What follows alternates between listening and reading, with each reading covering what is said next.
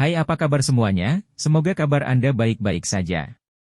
Terima kasih karena sudah memberikan support dan juga kesetiaan Anda untuk membangun channel Codot Film. Yuk kita lanjutkan alur ceritanya, sambil siapin kopi dan cemilan, setting suara volume full. Gasken. 9 bintang Douze. Ketika Xiao Yan muncul dari keadaan tidak sadarnya, hari sudah matahari terbenam. Perlahan membuka matanya dan dengan lembut menggerakkan jarinya, rasa sakit yang diharapkan tidak muncul. Nyatanya, ada perasaan berenergi di dalam tubuhnya. Perasaan nyaman yang diperkaya ini menyebabkan Xiao Yan menghela napas dalam-dalam. Sedikit menggerakkan kepalanya, tumpukan rapi rompi logam berwarna biru dan 2 gulungan muncul di depan matanya. Melihat barang-barang ini, Xiao Yan pada awalnya bingung. Segera setelah itu, dia duduk dalam sekejap pemahaman. Matanya dengan marah menjelajahi sekelilingnya tetapi dia tidak dapat menemukan sosok yang anggun dan elegan itu. Rasa kesepian dan depresi mulai terlihat di wajah pemuda tersebut. Sudah pergi?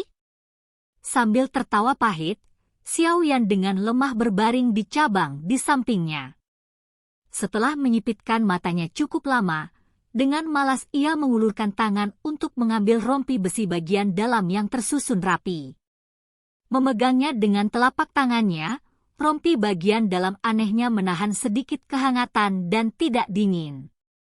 Tangan Xiao Yan dengan lembut meremas rompi bagian dalam dan menemukan bahwa itu lembut seperti sutra, sangat aneh.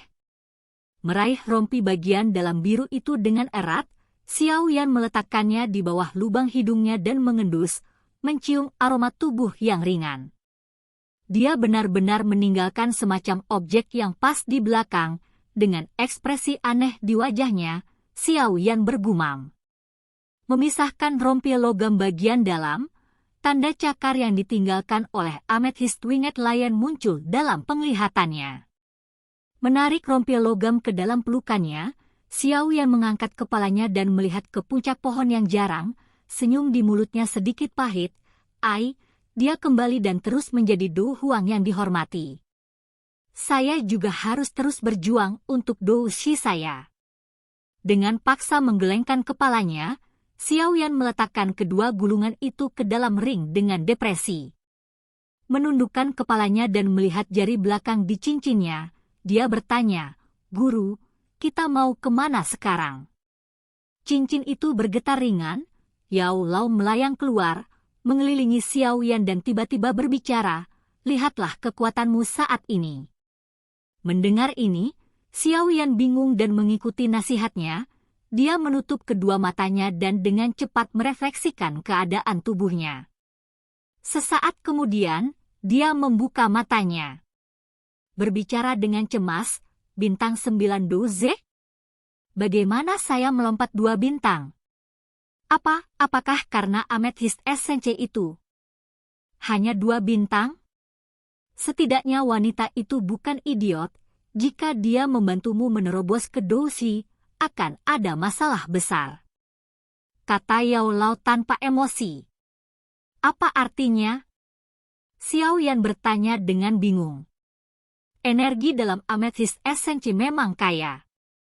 Namun kekuatan itu terlalu tirani.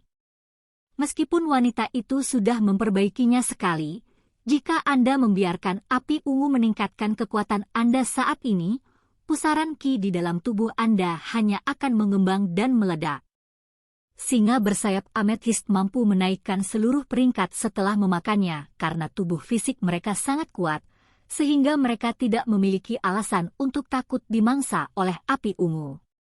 Tapi kamu, jika kamu mengandalkan api ungu untuk naik ke level Douze, aku khawatir kamu akan langsung terbakar menjadi tumpukan abu oleh api ungu, kata Yao Lao sambil tertawa. Menyeka keringat dingin, Xiao Yan akhirnya mengerti bahwa bahkan hal-hal yang baik tidak dapat dikonsumsi secara acak. Tidak peduli seberapa bagus itu, jika tubuh manusia tidak dapat menahannya, itu hanya akan menjadi racun. Meskipun saat ini, di bawah bantuan tekanannya, kamu hanya mengangkat 2 bintang. Kecepatan ini masih membuatku sedikit khawatir. Wanita ini pasti bisa mengacaukan segalanya. Jenis pelatihan melompat ini memiliki banyak kekurangan. Sambil menggelengkan kepalanya, Yao Lao merenung, berbicara lagi, dalam bulan ini, kamu harus berkemah di dalam Gunung Magic Beast dan setiap hari kamu harus memburu 5 atau lebih Magic Beast peringkat 1. Hanya melalui pertempuran Douki di dalam tubuh Anda bisa menjadi sekuat dan sekuat sebelumnya. Jika tidak, ketika kami menemukan api surgawi di masa depan, Anda tidak akan memiliki kualifikasi untuk melahapnya. Jika harus 5, biarlah 5. Tanpa peduli menggelengkan kepalanya, Xiaoyan berdiri, membawa penggaris yang berat itu sementara Yao Lao kembali kering. Menyapu sekeliling sekali lagi, dia akhirnya meninggalkan hutan lebat ini. Berjalan keluar dari hutan, matahari terbenam yang merah menyala di cakrawala telah turun di tengah jalan. Berdiri diam dan menatap matahari terbenam untuk waktu yang lama, Xiaoyan menghela nafas dalam kesepian, berbalik dan menghilang di bawah naungan hutan. Ketika Xiaoyan pergi, dia tidak menyadari bahwa di puncak gunung tersembunyi yang tidak terdeteksi di belakangnya, ada seorang gadis dengan gaun putih sederhana, berdiri dengan indah di atasnya dan menghela nafas lega setelah melihat Xiaoyan dengan aman meninggalkan hutan lebat. Sekali lagi melihat sosok muda itu menghilang, dia mendesah pelan. Akhirnya tanpa keengganan dan keterikatan berlama-lama, sayap hijau di punggungnya dengan ringan mengepak saat sosoknya berubah menjadi bayangan hijau yang dengan cepat terbang keluar dari pegunungan Magic Beast. Di dalam hutan gelap, tikus vampir peringkat 1 merayap dengan hati-hati, mata merah darahnya yang kecil terus-menerus menatap hutan dengan waspada, cahaya dingin yang pahit menyinari gigi dan cakarnya yang tajam. Ia dengan cepat merangkak dalam jarak yang pendek dan saat tikus darah itu dengan rakus merumput di getah pohon, sebuah bayangan putih tiba-tiba muncul dari pohon putih. Untaian energi es melesat keluar, membekukan kaki tikus darah yang baru saja menyadari situasinya dan akan melarikan diri. Sepasang taring tajam menutup dan menelan tikus darah itu dalam sekejap. Berhasil menyelesaikan penyergapan sekali lagi, serigala unicorn berbulu putih merawat bulu putihnya dengan puas. Serigala putih ini dinamai sebagai Frost Unicorn Wolf dan kekuatannya berada di puncak peringkat 1 Magic Beast sehingga mengalahkan satu tikus darah relatif mudah. Setelah benar-benar menelan darah tikus itu, Frost Unicorn Wolf sekali lagi mencari target baru. Bang! Setelah suara teredam, dedaunan di sekitar Frostwolf tiba-tiba melesat ke langit dan menghujani serigala. Perubahan mendadak ini menyebabkan Frost Unicorn Wolf mundur dengan panik tetapi saat tubuhnya bergerak mundur, sesosok manusia melonjak keluar dari dalam daun dan dahan. Pukulan yang memiliki kekuatan buas dan sangat besar, menghantam otak serigala dengan parah. Kekuatan buas ini menyebabkan bulu pada Frost Unicorn Wolf berdiri tegak. Di mulutnya yang bertaring mengerikan, ada lolongan diikuti oleh energi es putih yang ditembakkan dengan liar. Energi putih itu menyelimuti sosok manusia untuk sesaat. Namun, kali ini, energi es tidak mencapai efek yang diinginkannya. Pada sosok manusia itu, kuning pudar dengan garis-garis ungu Douki muncul di tubuh dan di bawah api yang sangat panas ini Douki alami, energi es tidak dapat membekukan sosok manusia dan menjadi awan uap putih, menyebar dengan cepat. Melihat bahwa energi es tidak berpengaruh, Frost Unicorn Wolf dengan cepat berbalik dan melarikan diri untuk menyelamatkan nyawanya. Sosok manusia itu bergegas keluar dari Ice Energy dan melihat Frost Unicorn Wolf yang sedang kabur dengan putus asa. Kakinya tiba-tiba berputar dengan aneh sebelum menginjak tanah lagi sementara dia dengan lembut berteriak dari mulutnya, langkah meledak. Mengiringi teriakan itu, cahaya kuning pucat benar-benar muncul dari kaki sosok manusia itu dan dengan kaki kuning yang bersinar ringan, dia dengan keras menginjak tanah. Pada saat itu, ledakan seperti suara terdengar dari tempat kaki bersentuhan dengan tanah.